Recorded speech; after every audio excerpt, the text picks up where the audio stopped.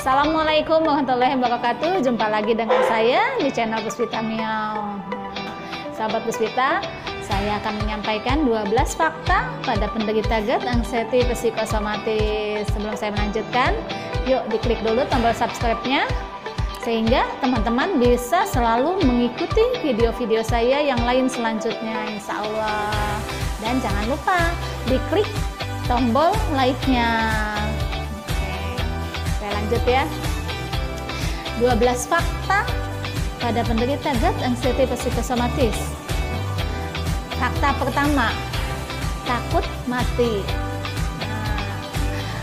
Takut akan mati ini menjadi sensasi yang paling tinggi atau bisa dibilang kecemasan, ketakutan yang paling top, paling atas bagi penderita anxiety psikosomatis.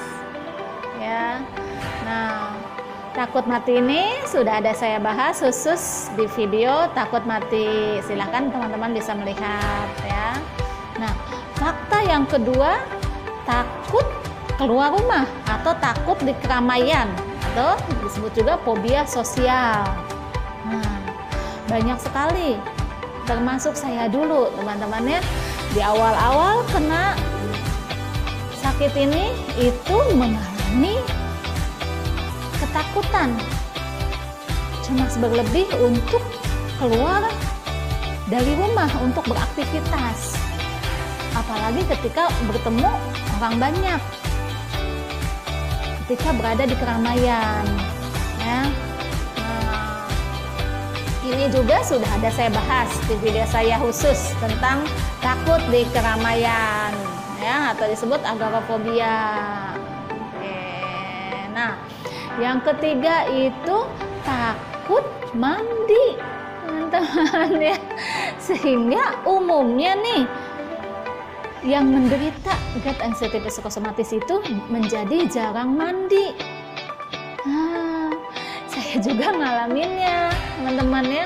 Bahkan saya pun mengalami mandi itu hanya 1 kali sehari dan menggunakan air hangat. Itu lumayan lama, teman-teman, sampai berbulan-bulan saya mengalami itu.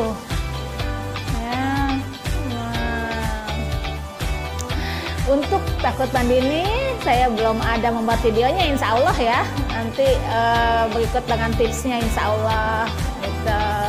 Nah, yang keempat itu ya, fakta keempat ya, umumnya kebanyakan penderita GERD anxiety psikosomatis itu selalu menghitung detakan jantung. Nah, ya. Sampai apal cara menghitung detak jantungnya. Bahkan banyak sekali teman-teman lama saya itu dan teman-teman yang sahabat Puspita Miao yang baru-baru pun banyak yang sampai beli alatnya untuk menghitung detak jantung. Nah, dan bahkan nih teman-teman ya, yang sharing ke saya, gitu kan, dia selalu parno akan detakan jantung, gitu kan, dan selalu lapor ketika detakan jantungnya itu tidak normal, melebihi, gitu kan. Dan saya sarankan ya, untuk stop, tidak menghitung detakan jantung. Nah, tapi ya, besok begitu lagi, dihitung lagi. Seperti itulah ya. Jadi berdasarkan pengalaman saya gitu kan, semakin kita menghitung, semakin kita mencari tahu, itu tingkat kecemasannya menjadi semakin bertambah gitu ya. Nah, padahal tuh detakan jantungnya tuh hanya lebih beberapa angka saja dari normal gitu loh. Dan itu sebetulnya bukan karena detakan jantungnya tidak normal gitu kan, sudah jelas itu kan karena kecemasan yang berlebih gitu kan, sehingga membuat detakan jantung menjadi meningkat gitu loh. Dan semakin kita menghitung, otomatis ketika kita datang anxiety-nya, apalagi ketika panic attack gitu kan, otomatis lalu dihitung, ya udah jelas pasti detak jantungnya meningkat gitu loh. Makanya lebih baik nggak usah hitung-hitung detakan jantung ya. Apalagi yang udah beli alatnya tuh, saya pernah menyarankan ke teman lama saya untuk menyimpan alatnya itu di gudang, dan kunci gudangnya, kuncinya serahkan ke suaminya atau ke pasangannya. Jadi nggak ada lagi kepo-kepo untuk ngitung detak jantung ya. Karena justru seharusnya itu bukan untuk dicari tahu. Semakin dicari tahu, semakin dikepoin, akan semakin dipikirkan, akan semakin meresap, dipikirin terus. Nah, semakin dipikirin terus, semakin meresap. Nah, itu yang akhirnya membuat lama move on. Nah, jadi seharusnya gimana? Ya seharusnya dinikmati saja, dinikmati dan disyukuri. Jalani, nikmati, syukuri, itu yang bisa membawa ke arah cepat move on ya. Dan berusaha untuk masa bodoh, berusaha untuk cuek, karena sudah jelas gitu loh, semua itu memang bagian dari keluhan anxiety psikosomatis ya. Nah, lalu sekarang fakta yang kelima ya, tadi yang keempat. Fakta yang kelima itu merasa diri paling menderita, paling susah, paling sakit. Nah, itu umumnya ya.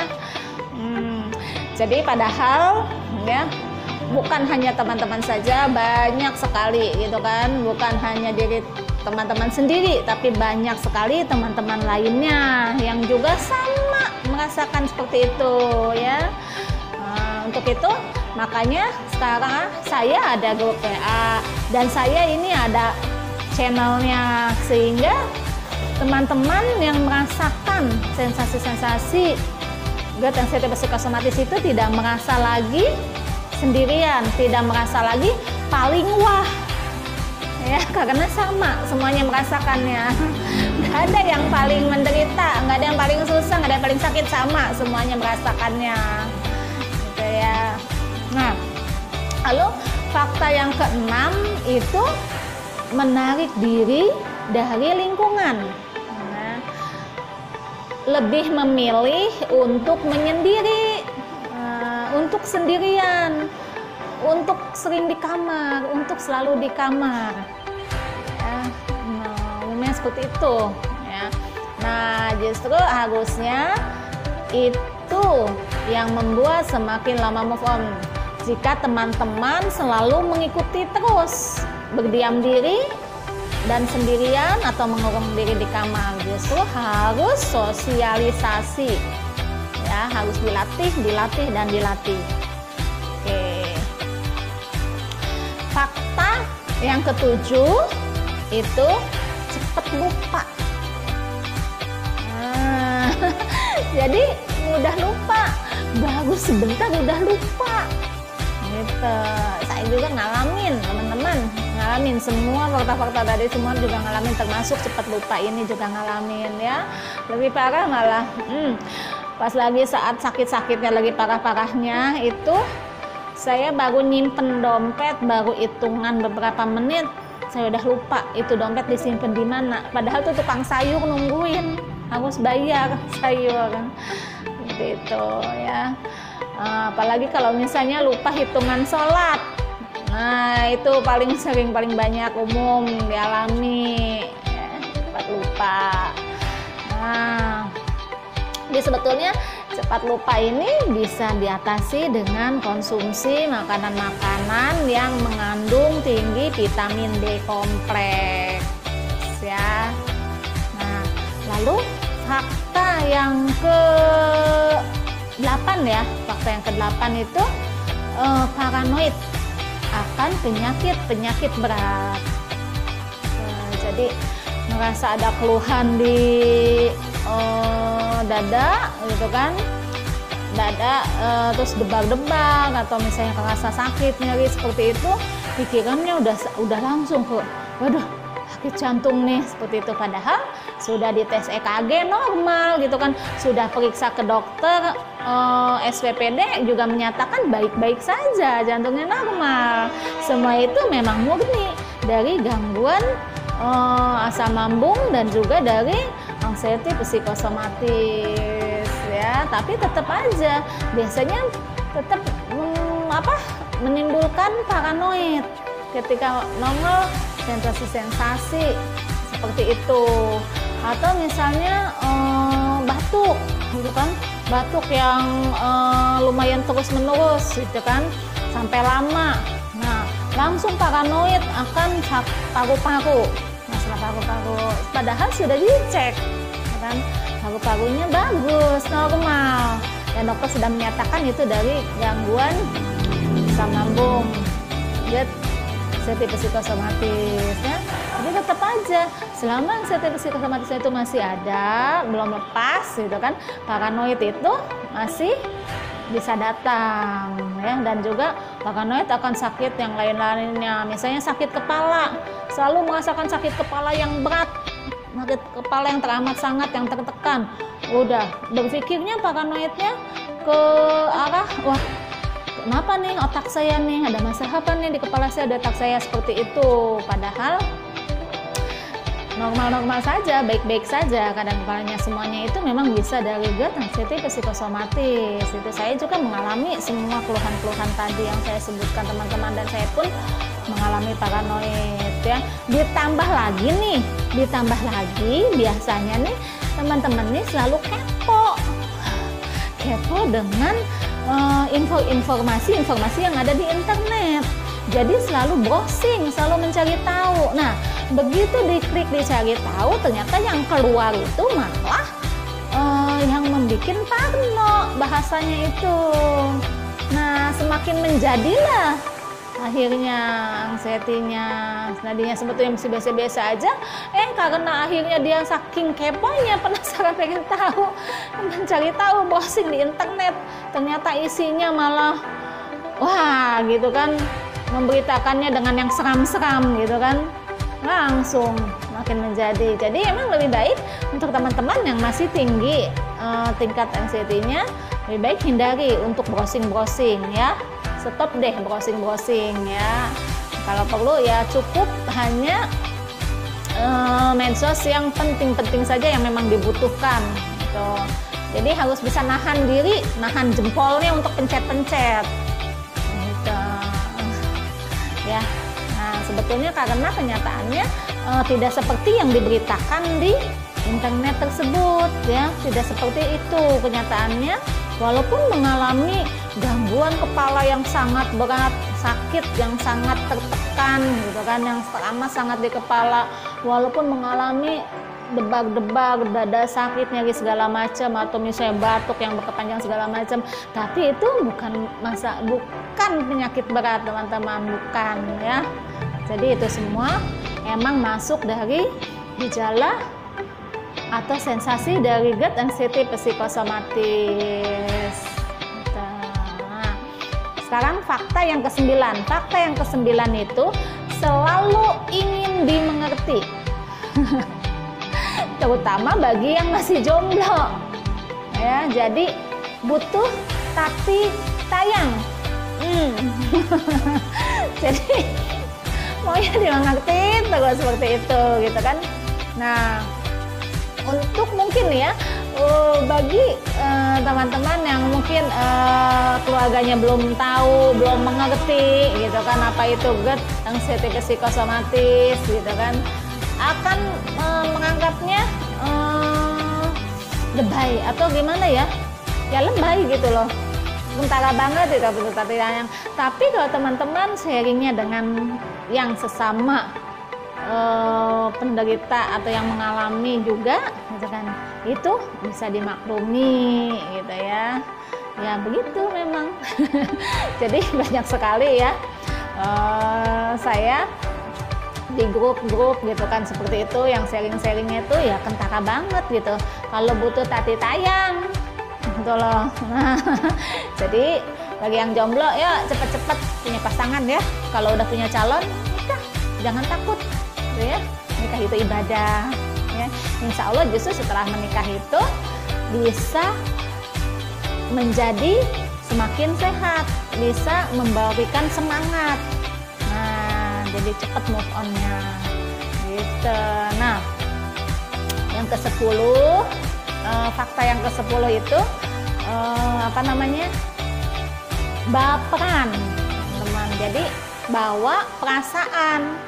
Nah, jadi apa-apa dipikirin, dengar berita ini dipikirin gitu kan, sensitif banget, jadi lebih sensitif gitu. Nah, orang lain ngomong begini, ngerasa itu ngomongnya ke gue ya, gitu, itu ngomongnya kayaknya buat saya deh, gitu. Padahal orang itu nggak ditujukan buat kita, misal ya seperti itu baperan. Terus kalau misalnya ada kata-kata yang kurang nggak enak kayak gitu, misalnya dari temennya kayak gitu-gitu, langsung dipikirin, langsung dibawa ke hati, langsung dipikirin berhari-hari. Nah, gitu ya. Jadi bawa perasaan ya, justru memang seharusnya umumnya memang seperti itu, bawa perasaan ya, cepat baperannya gitu. Nah, tapi semua itu bisa dilatih gitu, bisa diperbaiki ya, jadi nggak baperan lagi ya kalau mentalnya sudah kuat ya. Nah, lalu yang ke-11 itu umumnya penderita GERD yang sensitif psikosomatis itu pinter, nah, pinter dilengkapi pula dengan sifat yang biasanya nih keras kepala, nah, lalu ambisius, lalu juga egois, nah, dan cepat emosi biasanya.